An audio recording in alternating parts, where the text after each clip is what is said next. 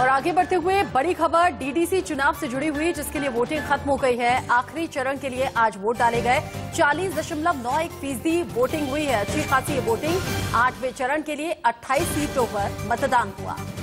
22 दिसंबर को डीडीसी चुनाव के नतीजे आएंगे, लेकिन जिस तरह से जनता ने बढ़ चढ़कर इन चुनावों में हिस्सा लिया है वो एक अच्छा संकेत है। जम्मू कश्मीर के लोकतंत्र को देखते हुए, वहां की सियासत को देखते हुए और उन तमाम पार्टियों को भी इसमें पार्टिसिपेट करना पड़ा, इन चुनावों में हिस्सा लेना पड़ा। जो शुरुआत से ये कह रही थी कि अनुच्छेद 370 के हटाए जाने के बाद माहौल ठीक नहीं है घाटी में, लेकिन आप देखिए अलग अलग चरणों में जो चुनाव हुए रचना, उसमें भारी संख्या में लोग घरों से बाहर निकले और वोट डाले।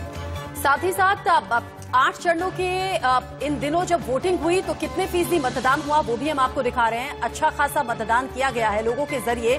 लोग ये जान गए हैं, समझ गए हैं अनुच्छेद 370 के हटने के बाद कि अमन चैन की जिंदगी सुकून देने वाली है और बुनियादी सुविधाओं को और यहाँ उन तमाम इलाकों को विकसित करने के लिए ये चुनाव हो रहे हैं जहां पर अभी भी बुनियादी सुविधाओं की कमी है।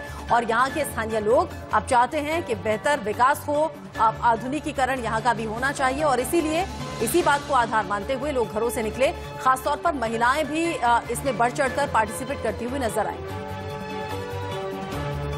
कि हम जो अपना वोट डालें तो कोई हमारा डीडीसी का कोई चेयरमैन जो भी बनता है, हम उनसे अपने काम करवाएं, अपनी डेवलपमेंट करवाएं। हमारी जो रुकी हुई डेवलपमेंट है उनको पूरा करना चाहते हैं, उसकी वजह से इसीलिए हम ये वोट डालते हैं। गांव की डेवलपमेंट के लिए बहुत कुछ जरूरी है।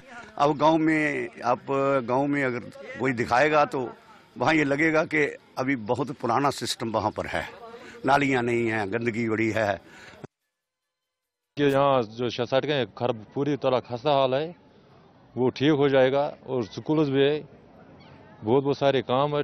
पावर की किल्लत, पानी की किल्लत है, वो हमें मिल जाएगा। इसलिए हमने उम्मीद के साथ ये वोट डालने के लिए यहाँ निकल गया। ये हमारी प्रॉब्लम जो हमारे जो स्ट्रेटस हैं, जो पानी की प्रॉब्लम है, बिजली की प्रॉब्लम है, हमारे इलाके में बहुत सारे प्रॉब्लम है।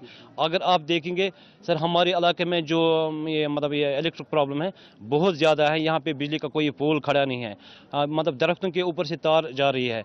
तो बहुत बार हम गए हैं दफ्तरों में, लेकिन ठोकर खाए हमने। डीडीसी इलेक्शंस के 8वें चरण का चुनाव अब समाप्त हो चुका है और इसके साथ ही 1 महीने से जो डिस्ट्रिक्ट डेवलपमेंट काउंसिल के चुनाव चल रहे थे वो भी समाप्त हुए हैं।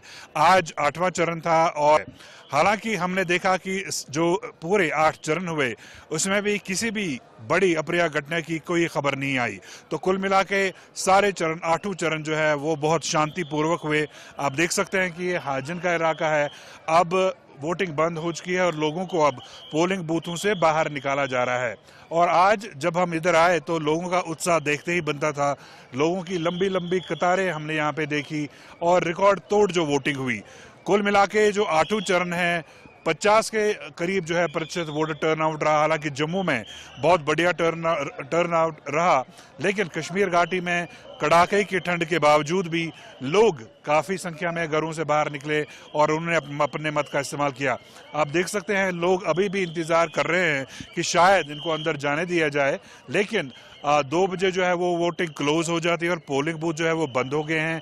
और उसके साथ ही जैसा मैंने कहा कि 8 चरण जो हैं डीडीसी चुनाव के वो समाप्त हो चुके हैं और अब इंतज़ार रहेगा 22 दिसंबर का, जब काउंटिंग होगी और नतीजे सामने आएंगे तो पता चलेगा कि ऊंट किस करवट बैठा है।